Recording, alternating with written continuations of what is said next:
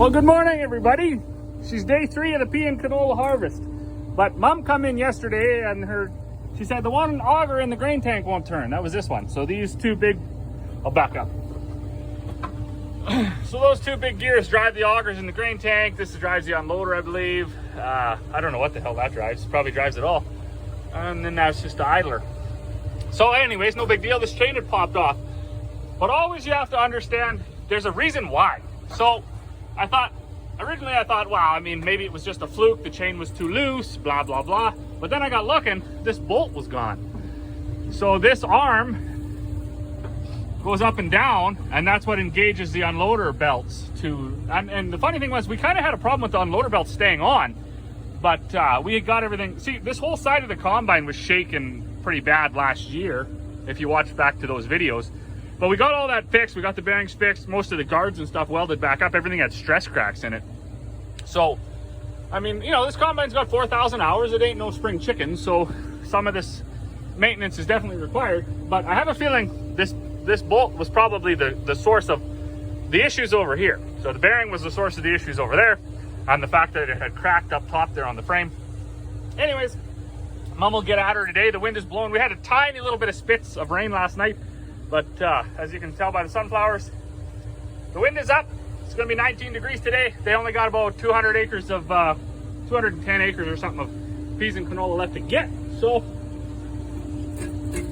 we'll get at her.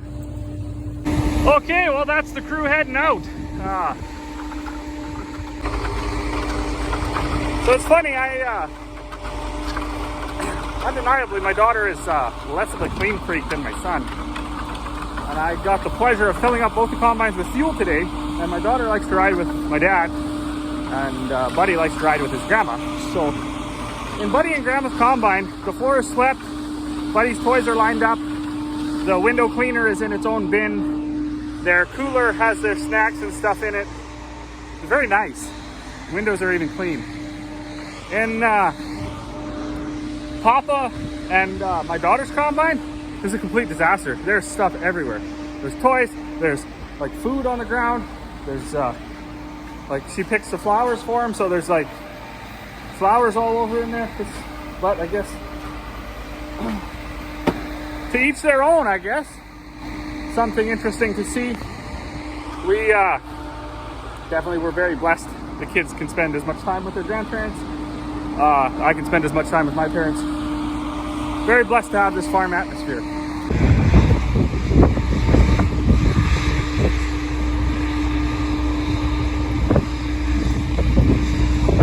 And they're off. So they got about 210 acres, just half a mile south here to do. We got the Super Bees empty. This truck is empty. The tandem will be empty here soon. So, you know, unfortunately, it is what it is for this year. They'll probably be able to, you know, they might get the Super Bee full and a couple of the trucks full 1 or 2 times off of that whole 200 acres. But, you know, as long as everything goes good, they should get that picked away pretty quickly. And that's, I don't know if it's the A team or the B team or crew 1 or crew 2, but that's the other crew, I guess. That's Buddy and Grandma. They definitely got the cleaner cab, so they are also getting ready to head off. Holy smokes, good afternoon. We got everything going on today. I had to drag one of our old 7-inch augers out of the behind the shed over here, take it up because we filled up a hopper bin. We only have like 2 hopper bins that we can even really use. Third one is a little tiny chop bin. So we use those hopper bins just for a little bit of extra overflow for the tough grain because, I mean, it should be pretty self-explanatory. Hopper bins are easy to clean out. That stuff we put in there was like $19.20, and you are on borrowed time if you put grain at $19.20 in the bin, especially if it doesn't have aeration or vents or temperature cables. So we stuck that in there, and we did that just so we could get finished our barley. Since then, we've got everything dried except for that bin now. Even this wet bin down here is empty. So we had planned to do things a little different. We need 2 trucks now because we need one to bring the wet grain down and we need one to take the wet grain away. But they're also combining peas and canola out on the just a half mile south here. So we, you know, flight of the bumblebee thing, running around trying to make do with everything because we normally don't get spread this thin. But we do got it. Mom was out, boom, and she's back. So I did find out what was wrong with her combine this morning, that bolt being missing. Then when she went to start it, actually, after I had just fired it up and parked it over here and fueled it up, she wouldn't start. And so right away I kind of knew. I installed those voltmeters in place of the cigarette lighters so they can charge their phones and get a readout of the voltage, and the voltage was low. So what does that mean? It means you need an alternator. And thankfully for us, John Deere has one. I've said that in videos before too. People go, oh, you need, you like John Deere, you like Case, you like, no, I don't care at all about that sticker. What I care about is the tremendous service that you get from our John Deere dealer. And we talked to some of our neighbors and they're like, oh no, John Deere sucks, they got no service. But I don't know what it is. I don't know if the dealerships all get together and they put everybody's name in the area in a bucket, and then they just start drawing and they say, okay, well, you look after this guy, you look after that guy. If they buy equipment from me, I'll treat them like dirt, so they, want to go back to you. If, if my guy, comes and buys equipment from you, you treat him like dirt, so he comes back to me. I don't know. It kind of truly feels like that's what it is, because some guys have tremendous service with one dealership, some guys have tremendous service with the other dealership, and aside from the few real ornery people, I mean, everybody's kind of the same. We're stressed out in the spring, we're stressed out in the fall. The cowboys are stressed out at haying time. You talk to them after, and everybody's, kind of decent. So I don't know why dealerships would play favorites or pick favorites, but it seems like they do. Anyways, and these guys right here, boom, John Deere. What are they now? I don't even know what they are. They're Prairie Coast Equipment in Grand Prairie, top shelf service. So Mom's almost back with the alternator. I'll stick that in there, and yeah, we'll get rocking and rolling. Parts have arrived. Buddy went with her. So it may be possible that we do too many things in a day out here, but I thought we were spread thin earlier with the augers and the bins and trying to dry and trying to do this and trying to do that. But I just got off the phone with the molasses delivery guy. He's on his way with another 40 tons of cow molasses. So we have to get this tank empty, because there are 4 tanks here and they hold 11 tons each. And so if he brings 40 or 41 ton and there's this much already in this tank, he won't be able to unload it all. So we got to get it put into these totes. So that's what we're going to do here now. All right, team.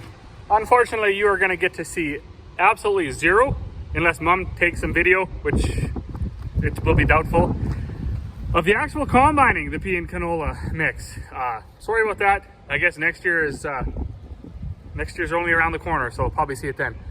But we were just flat out. So the 2 fields that we did yesterday, they did about 150 and 110. So did about 260 acres yesterday. That averaged about 20 bushel to the acre. So it was terrible. They could combine at about 6 miles an hour. I had swassed it with a 35-foot header. So it was like bang, like 4 or 5 hours of field, boom, boom, boom, done. Also yesterday with Dad's birthday, so we stopped earlier there. Everybody tried really hard to get things wrapped up by about 5 o'clock so we could do that. So there wasn't a whole bunch of videoing then. Today I had big plans. I was gonna get the Super Bees out there. I was gonna get the trucks empty, gonna get them out there, and then I was gonna make a couple rounds. But the molasses guy showed up. My brother's here picking up chicken feed to take to town. We've had the dryer going, but we ran out of time. So we still have barley to dry, but the wet bin's empty. We had to use our single axle brown truck. I had to get that peas and canola cleaned out of that so I could fill it up with barley, so I could bring it down here so I could fill up the dryer. Mom's combine, the alternator went, so she ran to town, so we got that changed out, so she's back out there combining. And yeah, things are still, every time we think we're getting ahead, we take a look around and we realize for the day we're actually a little bit further behind. Whew. But the new field that they moved on to, that's going to be our best yielding one. I'm hoping it hits the 30 mark, maybe even better. But I do got to run up now. I got to get this tandem unloaded and get it back out there. We try to keep the little trucks empty because they're easier to unload than the Super Bee. Just because we're not using the auger with the remote control swing. And it's kind of tight the way it is because it's right beside the bin we're filling with dry barley. And shit, yeah, it's just lots going on. So as you can see in the bin, you know, there are quite a bit of thistle balls and pods and stuff like that. That's all due to the growing season. When it grows properly, you often don't get this. You know, the chemical works better, the crop competes with the weeds, and then when you start to thrash it, it's easier to thrash if the combine's full. The combines aren't full thrashing this, so it's a bit messy. This is the one crop we really don't care at all because we're going to clean it ourselves, and then it's going to get cleaned again. So the weeds are just kind of an unhandy thing. They add moisture to the sample when you're trying to check for moisture. And I mean, you don't want them, but if they're going to be in a crop, it may as well be in this one.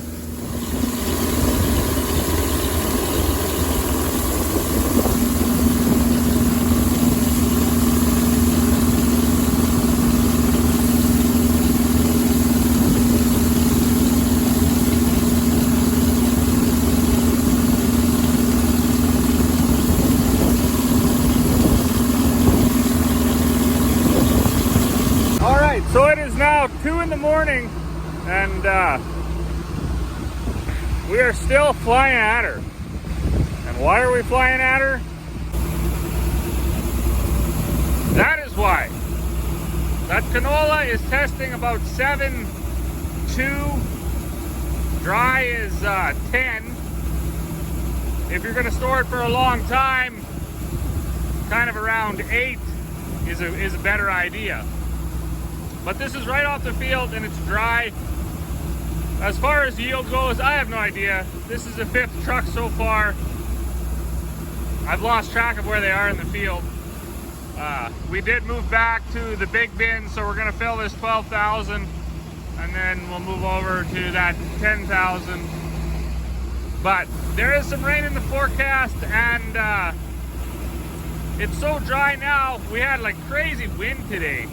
So we're gonna, well, I'll keep taking them trucks as long as they want. We finished our last bit of peas today. They did that 210 acres. That didn't run so well either. They got, I don't know either. We started filling a 4,000 bushel bin and it's not quite full, but it's higher than I could reach without climbing on the ladder, so. But this year will be the biggest cash crop, I would say.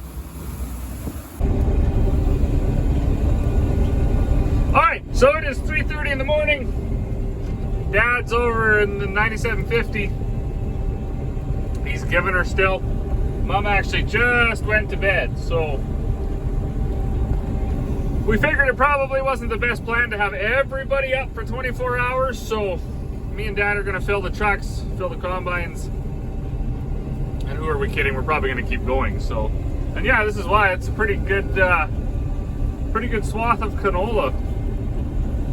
We have totally lost track of what it could be yielding. I don't think anybody has a clue how many acres they've done on this field. We finished the peas and canola, and we just, you know, we got everything cleaned up, got everything set, and we just came straight over here. So now we're here.